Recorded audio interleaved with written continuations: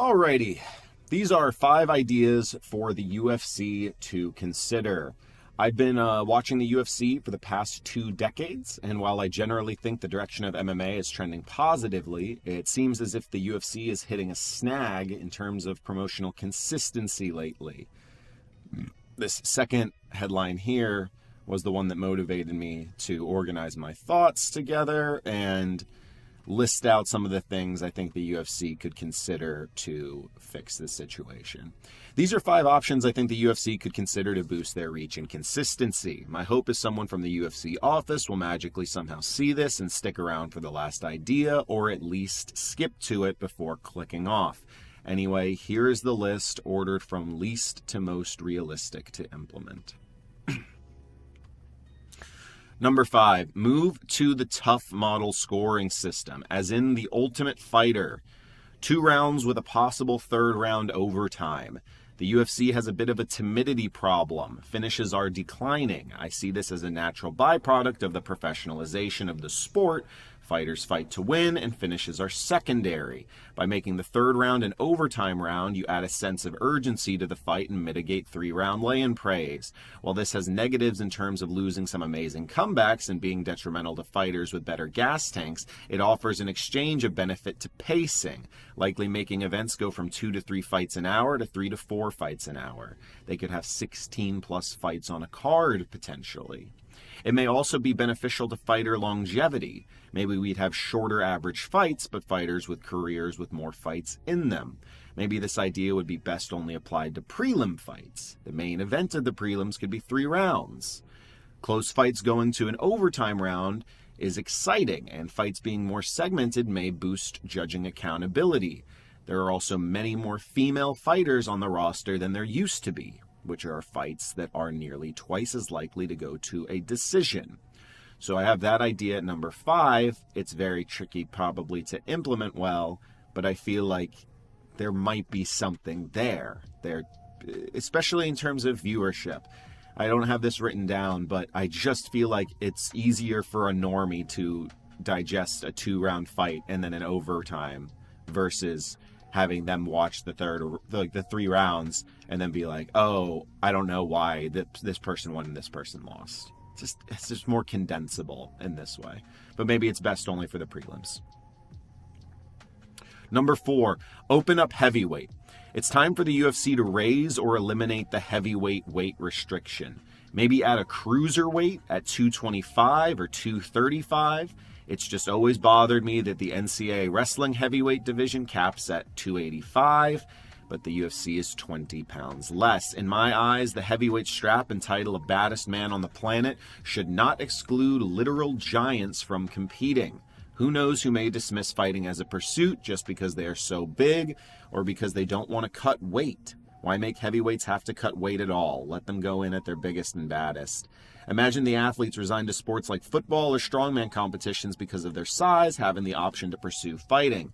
There's also so many guys who would benefit from a 225 or 235 pound division. Guys like Jailton Almeida, Walter Walker, and Vitor Petrino come to mind.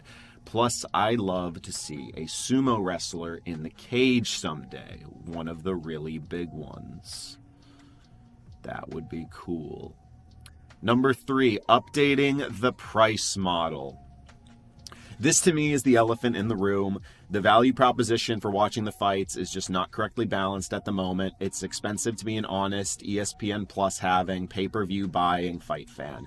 A monthly subscription that covers everything is a must in this day and age. The combination subscription pay-per-view model incentivizes both pirating and just not watching the fights. It's literally the World of Warcraft model where every pay-per-view is a new expansion.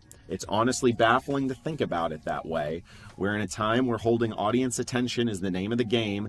Give us a fair value proposition that makes us feel respected in the form of a UFC monthly subscription that gives access to all fights and the Fight Vault.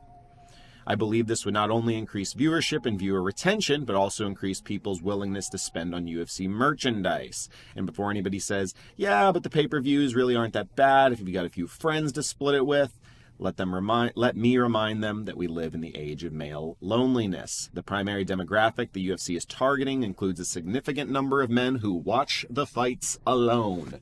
The UFC should be trying to do right by those guys, because those are the guys who know every fighter and watch every minute of every fight. And when you really just think about it, it fucking basically costs you nothing to be an NFL fan, basically costs you nothing to be an NBA fan, NHL fan. UFC's, if they're going to have a pay model, they've just got to adapt it to match the times. You know, everybody else is watching their shit for free. It's just outdated. If I really, really want to see it, maybe I'll buy it. But if I'm just a normal person with some patience, I could just wait the next day. Even half an hour later, 5 minutes later, the knockout's posted everywhere. You know, the fight's often posted on YouTube. It's just, they've got to pick a model where it's like, okay, yeah, I have the UFC monthly. It makes sense for me. Yeah.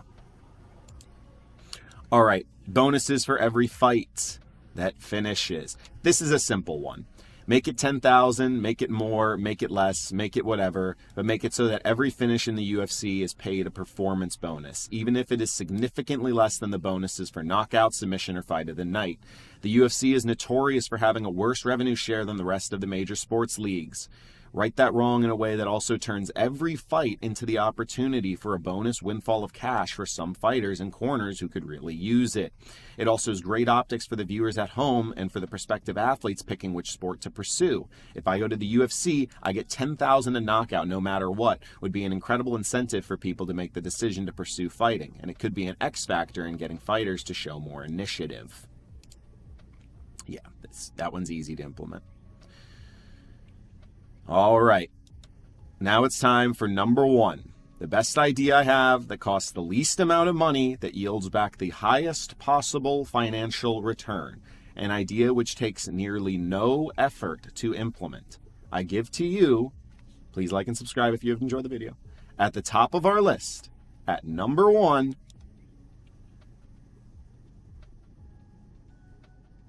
winner cards. Okay? Winner cards.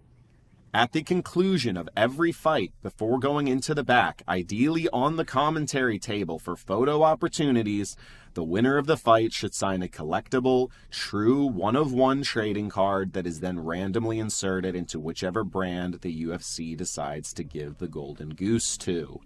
These cards do not have to be anything special in terms of their production.